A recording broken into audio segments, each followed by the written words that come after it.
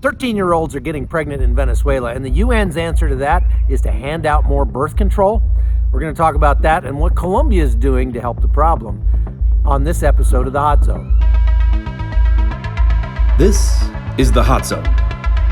Engaging with the news in a whole new way, international war correspondent Chuck Holton brings insight into areas of crisis and lets you help those affected. Hey folks, Chuck Holton here.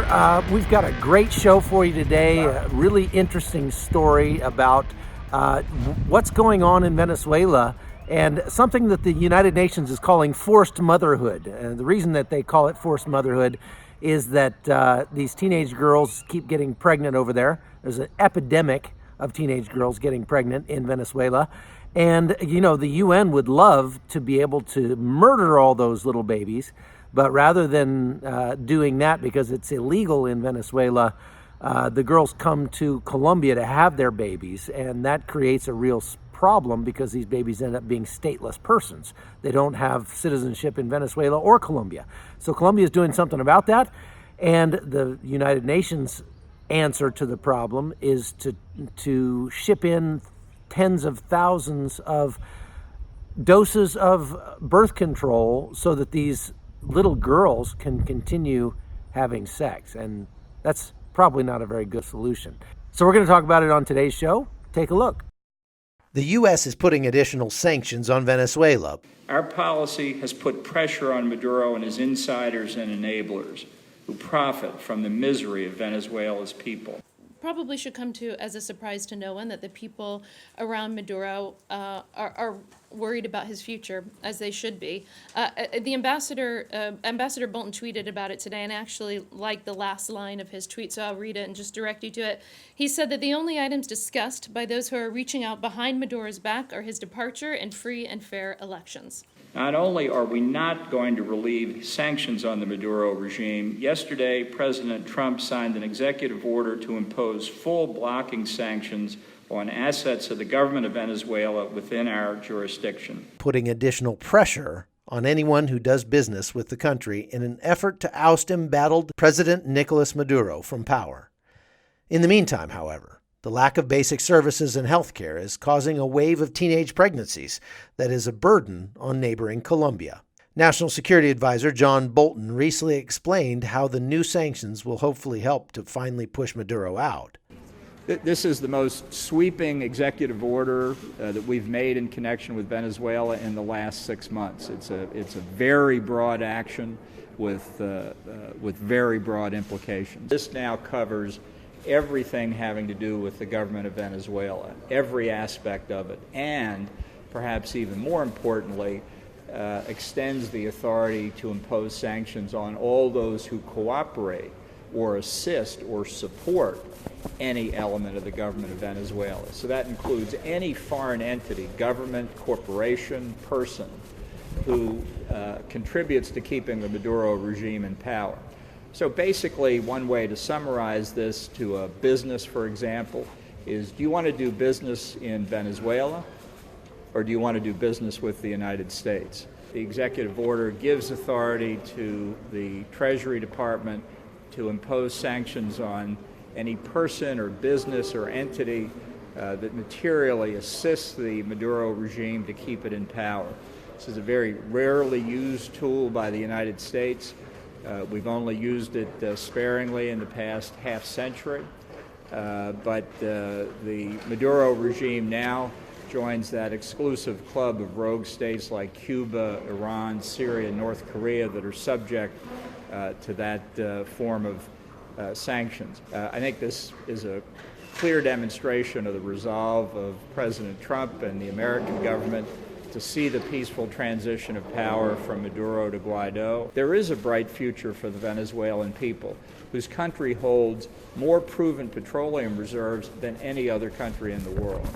I want to be clear that this sweeping executive order authorizes the U.S. government to identify, target, and impose sanctions on any persons who continue to provide support to the illegitimate regime of Nicolas Maduro. We're taking this step to deny Maduro access to the global financial system and to further isolate him internationally. In addition, we are sending a signal to third parties that want to do business with the Maduro regime. Proceed with extreme caution. There is no need to risk your business interest with the United States for the purposes of profiting from a corrupt and dying regime. This is the first time in 30 years that we are imposing an asset freeze against a government in this hemisphere. The Maduro dictatorship is on notice. We seek the peaceful transfer of power, but as President Trump has said from the beginning, all options are on the table. The time to act is now. The United States is acting assertively to cut off Maduro financially and accelerate a peaceful democratic transition. We look to our international partners to take action because the longer we wait, the more the Venezuelan people suffer. When Corelli Serrera found out she was pregnant, she thought her life was over. Living in a poor village outside Caracas, Venezuela, is hard enough. With constant shortages, it's all she can do to feed herself, much less a baby. To make matters worse, she was only 14 years old at the time. When I found out that I was pregnant, I wanted to kill myself. I said I was too young to have a baby and I couldn't do it. I didn't think my partner would come live with me. I thought he was going to leave me. 15-year-old Nicole Ramirez hits the nail on the head when asked how she'll care for her new baby. She says, "I don't feel prepared to be a mother because I'm still a child." There's an epidemic of teen pregnancy in Venezuela and a corresponding rise in single motherhood. The fathers, often teenagers themselves, rarely feel the need to work and provide for the mothers or the children they're bringing into a very bleak situation. This only makes a bad situation worse. Abortion is illegal in this majority Catholic country, so the United Nations sees the problem of babies having babies here not as a moral or even a cultural problem, but as a failure of the international community to provide free contraceptives to these children. Contraception here is nowhere to be found. An independent survey of 151 pharmacies consulted over a 5-month period last year found some contraceptives, like a hormone patch, couldn't be found at all, while others, including birth control pills, were difficult to obtain. Condoms were the most widely available contraceptive, but often are considered too expensive in a country where one meal can cost more than a person earns in a month. So the UN is spending tens of thousands of dollars shipping 45,000 contraceptive implants into Caracas with the government's permission. Dr. Saturina Clemente was tasked with administering the contraceptives. She recently visited a small clinic in an impoverished neighborhood of Caracas, armed with just over 100 of the highly sought-after hormonal devices that work by preventing ovulation and last up to 4 years. I feel happy because we managed to insert the birth control implants that we had programmed. But at the same time, there's a feeling of frustration when you see that it's not enough. Besides demands from the most vulnerable groups, the youngest, there is also a demand from the groups of women between 25 and 35 years old who also need it. When asked about their reproductive health history, they have 3, 4, 5 children. Now, hang on right there for a second. Let's just stop the tape. If they think the problem here is that these girls can't get contraception when they're 12, 13, 14 years old, I think maybe they're looking at the problem a little bit incorrectly. Now, let's just take a look at the obvious here. Let's address the elephant in the room. There are 13-year-olds regularly getting pregnant in Venezuela. This is called rape, people. This is statutory rape. And so there's a rape epidemic. There's a lawlessness epidemic in Venezuela. And we need to be talking about that. And so, one of the things that these government agencies regularly fail to do is to look at the second and third order effects of their solutions to the problems that we face. And so their solution is to provide lots and lots of free birth control so that we don't have so many babies showing up. Well, look, this is a problem that's been around for a long, long time. Really millennia up until the 1950s when the contraceptive pill was introduced. And so this is an issue that young people have had to deal with for pretty much forever. And the way that we've dealt with it as a society is that we've made it illegal to get a 13-year-old girl pregnant. We've made it a taboo for girls that age to be sexually active. And there's a reason for that.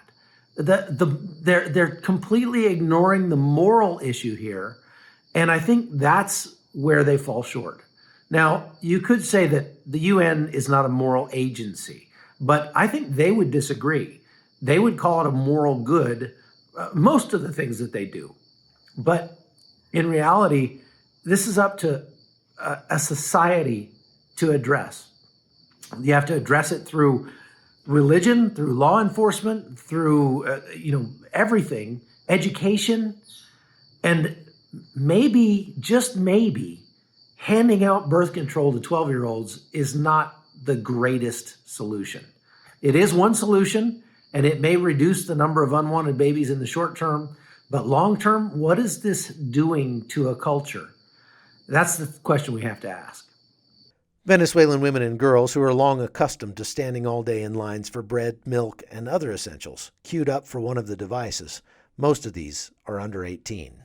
But there are many more women than implants, and so many of Karelis' friends have also gotten pregnant. And with no options for care here in Venezuela, they've opted to go to Colombia to have their babies.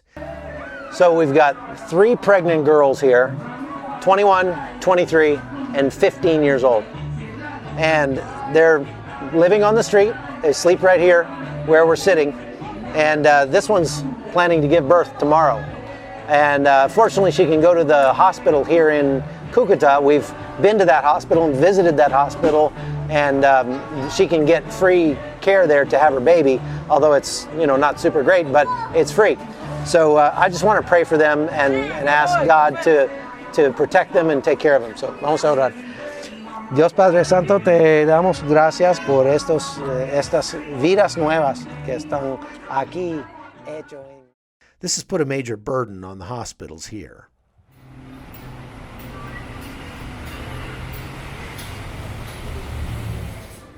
So I'm in the public hospital in Cucuta, and this place is very busy because since there are no hospitals that have any way to care for people in Venezuela, the hospitals here are just overwhelmed with people coming in with everything from pregnancy to terrible gunshot wounds and all sorts of things.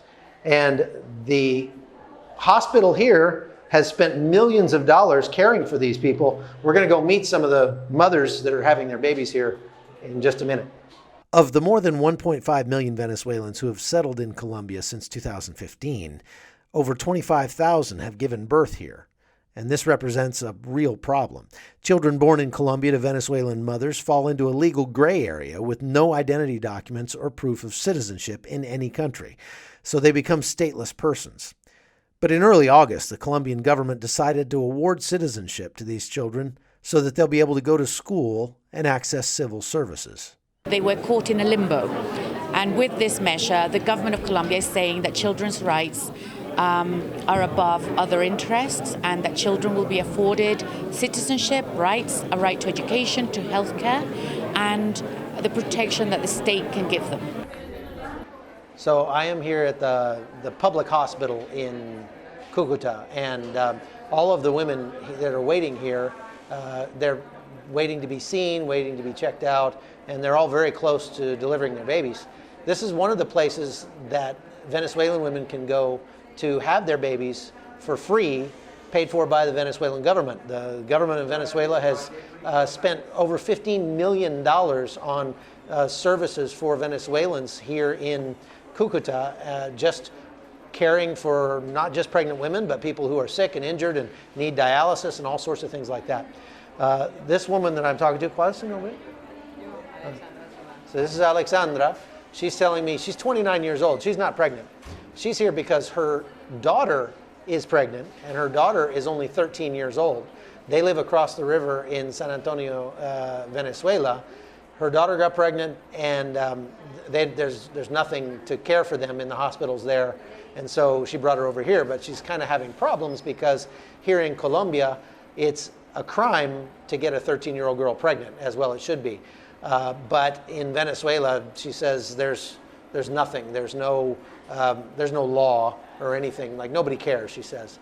So they're trying to figure out what to do because the state here isn't really sure how to handle such a young mother, and indeed, we're going to have a very young grandmother here at 29 years old. De los registros ya realizados of the registrations already done since 2015, there are nearly 25,000 cases where citizenship would be granted. And in these first 2 days, the first we had 125 children, and yesterday 146 children. The hospital in Cucuta ranks first with 25 cases the first day. By the end of the year, 2019, we could be easily talking about 30,000 nationalized as Colombians. 25,000 plus those newborns will add this year. We could easily reach 30,000 children. Since the U.S. is increasing sanctions against Nicolas Maduro and his supporters in an effort to finally bring some lasting improvement to this country, that only means that conditions inside Venezuela will likely continue to deteriorate in the short term. But for these little ones, Colombia's compassion means their future just got a little bit brighter. All right, folks, that's all I've got for you today. I hope you have a great rest of your day, and we'll see you back here tomorrow on the Hot Zone. Please like and share the podcast, and tell your friends about it. We're putting together a lot of great first source interviews, a lot of really good news that you're not seeing anywhere else, and it takes a lot of work to do it. So the least you can do is share it with your friends. Thanks for being a part of the Hot Zone. The Hot Zone is produced by Amy Holton and Livefire Media. Copyright 2019.